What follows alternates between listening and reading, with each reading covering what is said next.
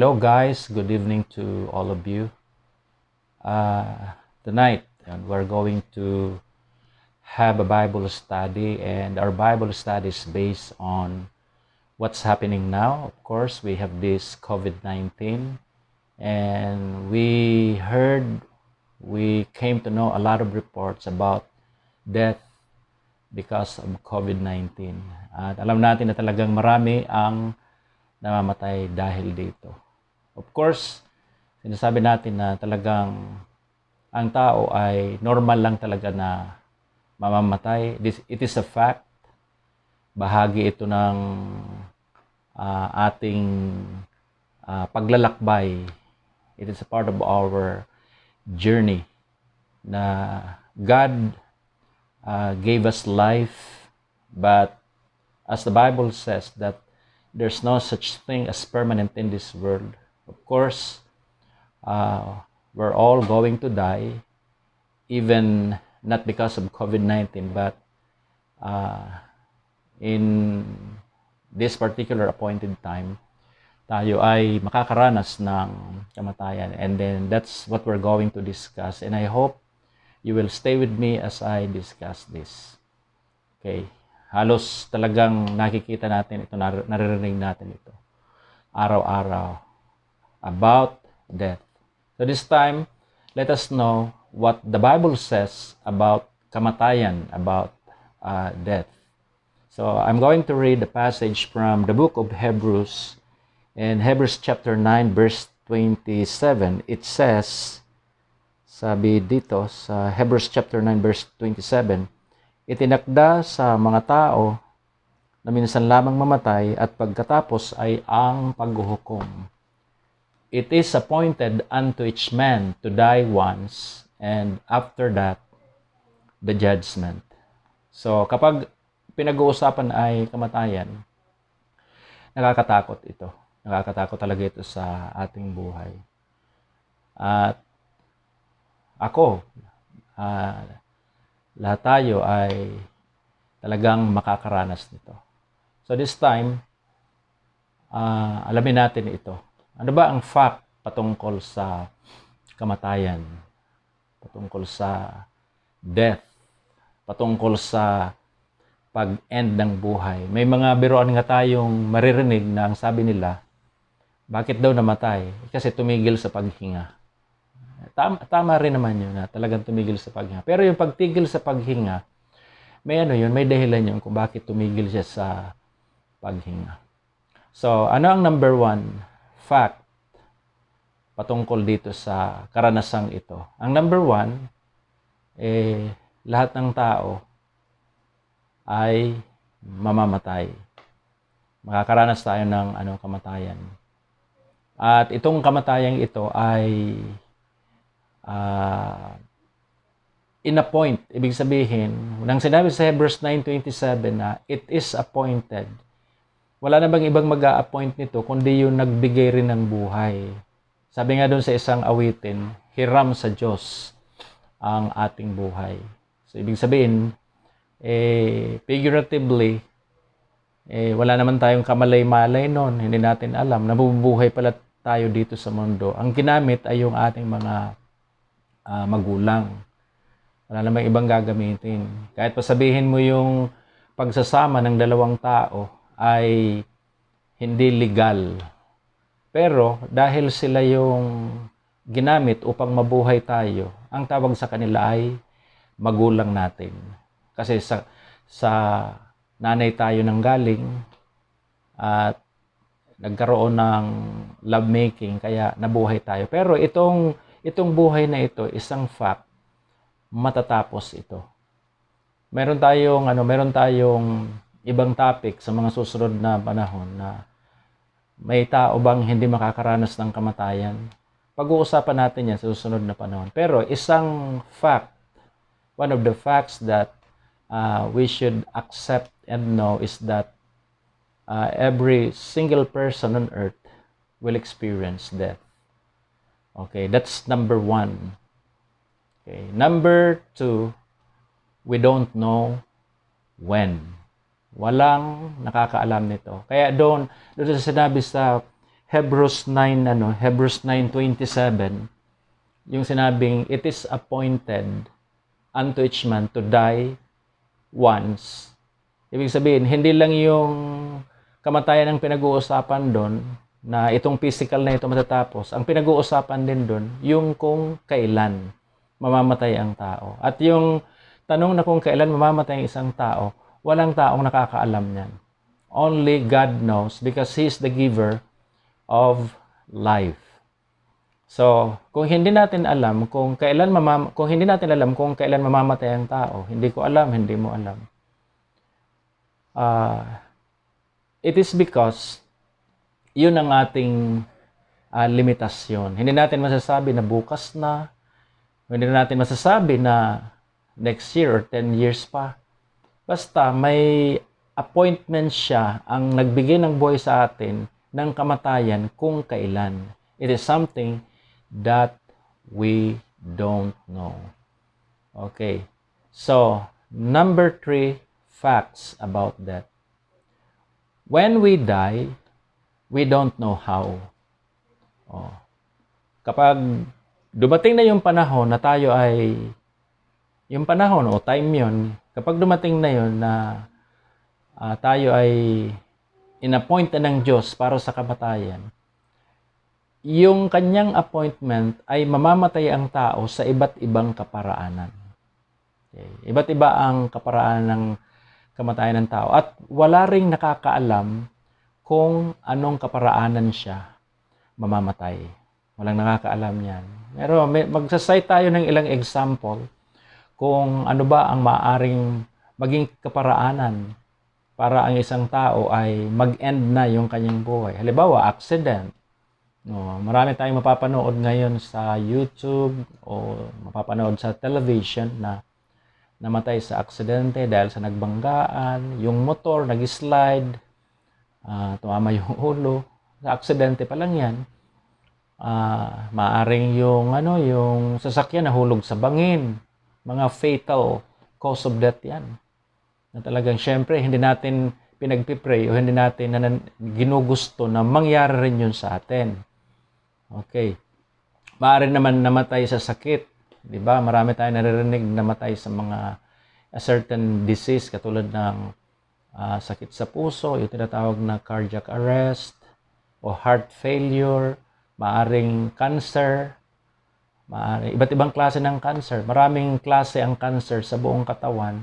And I believe it's really very hard to accept, but the cause of our death is also appointed by God to each one of us. Kaya nga, para sa akin, honestly, itong number 3 ang medyo parang nakakatakot talaga. Nakakatakot talaga kasi hindi natin alam ang cause ng death natin. Maaring sa food poisoning. Kanina sa panonood ko sa YouTube, may mga artista na nagpakamatay. Yun ang cause ng kanilang death. May nahulog, may namatay sa katandaan, may namatay sa pagkalunod, may namatay dahil crash yung eroplano. Namatay siya sa plane crash. Maaaring ang kamatayan niya, ang cause ay dahil nagkaroon ng encounter, na may nagbabarila, napadaan siya, o di kaya maaaring ang cause ng kanyang kamatayan, nakagat ng ahas, na hindi niya alam, nakagat ng asong may rabies, ganon yung mga cause ng kamatayan. Maaring namatay sa sobrang katandaan, namatay from old age, maraming cause. So, ang tanong, alam ba natin yun? Walang nakakaalam sa atin. Pero, on the word appointment, if a person dies sa pamamagitan ng ganong klase ng kamatayan, it is a part of God's appointment. Na sabi doon, it is appointed unto each man to die once. So, when life ends, it is because of a certain cause or reason kung bakit siya namatay. And then, kasama sa appointment niya kung kailan. Sabi sa Bible, He knows the number of our hairs and He knows the number of our years. Siya ang nakakaalam. And then, Mamamatay tayo. I maybe was not able to mention other causes of death. So kayo na lang nakakaalam. Pero yun ay fact na hindi natin pwedeng itanggi. So, sabi nga, may COVID-19 ngayon, itong pandemic. Kapag hindi pa in-appoint ng Diyos na mamamatay ka sa pandemic o sa coronavirus, kahit pa sabihin mong isang taong kang nag-stay doon sa loob ng hospital at ginamot ka, na maraming nakapalibot sa'yo na may COVID din, pero kung hindi ka mamamatay, makakalabas ka ron at mamumuhay ka ng normal. So, kung may namatay sa COVID-19 ngayon, yan ay dahil yan ang inappoint ng Diyos na nagbigay ng buhay para maging uri ng kanilang kamatayan. Inappoint yan ng Panginoon. Kaya, medyo sa mga mahal sa buhay na sabihin nating naiwan, masakit ito kasi ang sasabihin nila, namatay pa yung aking mahal sa buhay sa COVID-19. Pero, the fact is that it is stated in the Bible, in the book of Hebrews chapter 9, verse 27, that it is appointed unto each man to die once. So, inappoint niya ito. Maaring ang iba sa atin, sa bagay, hindi naman natin ito pwedeng itanggi kasi alam naman natin yan bilang tao. Nakikita natin may mga nakaburol, minsan tayo pa ang dumalaw doon sa burol. Tapos tayo ay nakatingin doon sa nakatingin doon sa ataol. Tapos isang araw, tayo na naman ang titingnan. For information, itong fact na ito na pinag-uusapan natin, it humbles me kasi yung sinasabi ko ngayon about death ay mararanasan ko yan. Hindi ko lang sinasabi na mararanasan mo, kundi mararanasan ko rin yan. So it is a very humbling topic na walang tao na pwedeng magmalaki sa Diyos na hindi ako mamamatay. Sabi nga, hindi ako mamamatay dahil wala akong sakit. Hindi ako mamamatay dahil malusog ako. I'm very healthy. Hindi ako mamamatay kasi napakaganda ng environment ko. Malayo ako dun sa, hindi ako nakatira dun sa isang lugar na magulo. Pero, ang isa naman sa cause ng death ay halimbawa, bangungot. Malakas nga yung katawan mo. Sabi natin mapera ka, pero kapag nakaranas naman tayo ng bangungot, ayun, hindi na mapipigilan yun. If someone dies dahil sa bangungot, yun ang appointed na uri ng kamatayan ng tao na ibinigay ng Diyos sa kanya. So what should we do? Ibig sabihin, hindi naman tayo dapat magtapos lang na kapag namatay ka, sabihin, kung mayamang pamilya, maganda yung ataol, tapos kung mabait ka o di kaya marami kang kakilala, maraming makikipaglibing. And then, at the end of the day, magsisiuwian rin naman yun. And then tayo ang may iwan dun sa sa sementeryo. And then, mabubulok yung ating katawan. If you imagine, hindi naman na natin mararamdaman yung sakit o yung lungkot doon kapag doon na tayo sa ilalim ng lupa kasi patay na nga tayo. Ang nagre-react lang naman sa atin kung ano-ano ang nararamdaman natin sa ating emosyon ay dahil buhay tayo. Pero parang ganito lang, halimbawa natulog ka, yung pag-blackout mo na tulog ka na, parang ganun yung death na wala ka ng malay. Wala ka ng kamalay-malay sa nangyayari at hindi mo na rin namamalayan yung pagtakbo ng panahon. 'Di ba kapag natutulog tayo, 'di ba, parang nag-blackout ka na. Natulog ka sa ganyang oras tapos nagmalay ka na lang. Lumibas na pala yung mahabang oras na hindi mo namamalayan. It is because you are fast asleep. Ang death ganyan. Lilipas yung maraming taon, dekada, kung ilang taon pa. Hindi naman ay nararamdaman ng taong namatay. Pero ang sabi sa Biblia kasi, ang lahat ng mga namatay babangon. So therefore, kung ang lahat ng namatay ay babangon, hindi naman lahat ng namatay ay pupunta sa iisang destinasyon kasi sinasabi sa Biblia na mayroong dalawang klaseng destinasyon. Ang dalawang klaseng destinasyon na yun, ng mga taong namatay ay yung tinatawag na kaharian ng Diyos, yung langit. At yung pangalawa ay yung tinatawag na lake of fire. Yan yung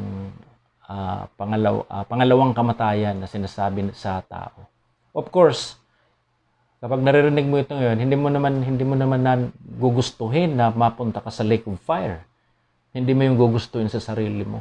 Pero ang tanong, paano may iwasan ang pagpunta sa lake of fire? Okay, nakasulat dito sa Biblia, ang sabi ni Jesus mismo sa John 14:6, "Ako ang daan, ang katotohanan at ang buhay. Walang makapupunta sa Ama kundi sa pamamagitan ko."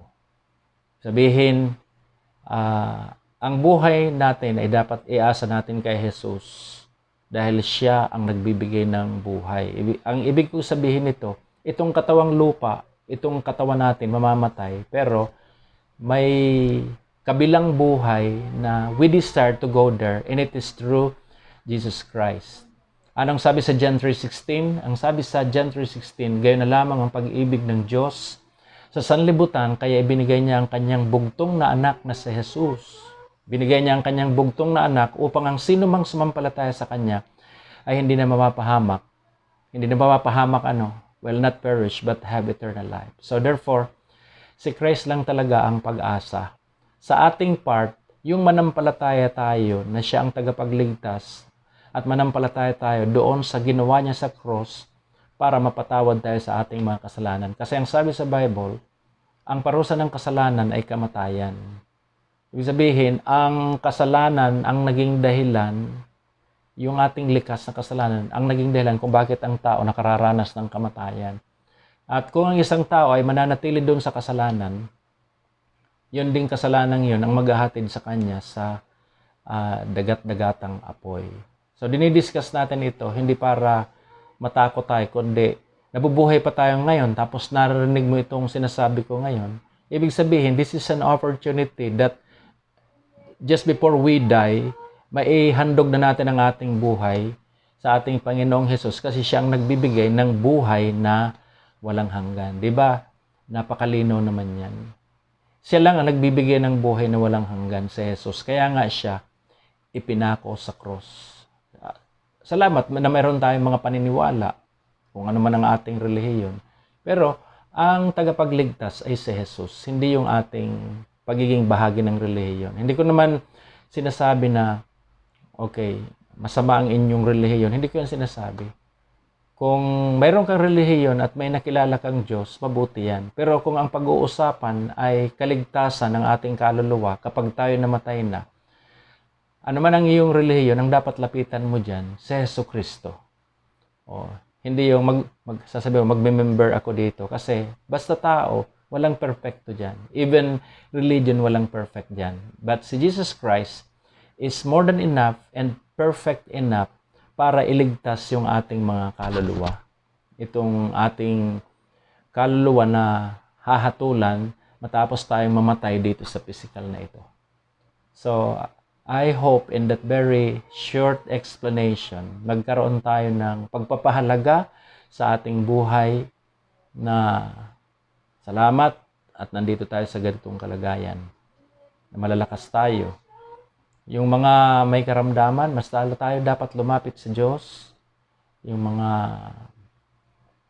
nahihirapan, mas lalo tayong dapat lumapit sa Panginoon. So kahit sino pa man tayo, kung narinig mo itong napadaang ka rito sa video ito, tapos narinig mo, if you believe on the Lord Jesus Christ, ito na nga, sabihin ko na lang, huwag ka na maniwala sa akin. Maniwala ka na lang sa Panginoong Hesukristo na iniiwan ko sa inyo bilang nag-iisang tagapagligtas. Diyan ka makararanas ng buhay na walang hanggan, even nandito ka pa lang sa lupa. Kasi itong buhay na ito, matatapos na nga ito. Pero yung life after death, na sa piling ng Panginoon, makararating lang tayo sa piling ng Panginoon sa pamamagitan ni Jesus.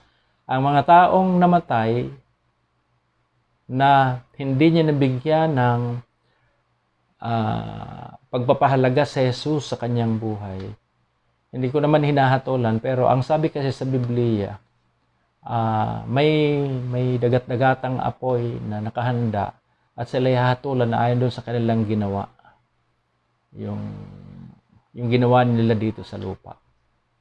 So, ito ay hindi pagbabahagi ng isang relihiyon, kundi ito ay pagbabahagi ng katotohanan na si Jesus ang tagapagligtas para makaranas tayo ng buhay na walang hanggan, matapos tayong mamatay o maranasan yung katotohanan sa buhay na ito na ang tao ay mamamatay, pangalawa, hindi niya alam kung kailan, at pangatlo, hindi niya alam kung paano.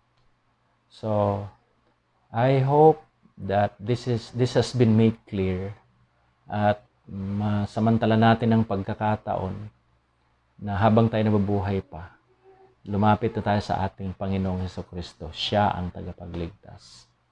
So maraming salamat sa inyong lahat at hanggang sa susunod na ating pag-uusapan itong topic na ating pag-uusapan. So ingat po kayo, sumunod tayo sa pamahalaan sa kanilang mga directives para matigil na itong COVID-19 pandemic. Ingatan tayo ng Panginoon, protektahan niya tayo upang wag nating maranasan ang ma-infect ng virus na ito o mapasahan ng virus na ito. So maraming salamat and good evening.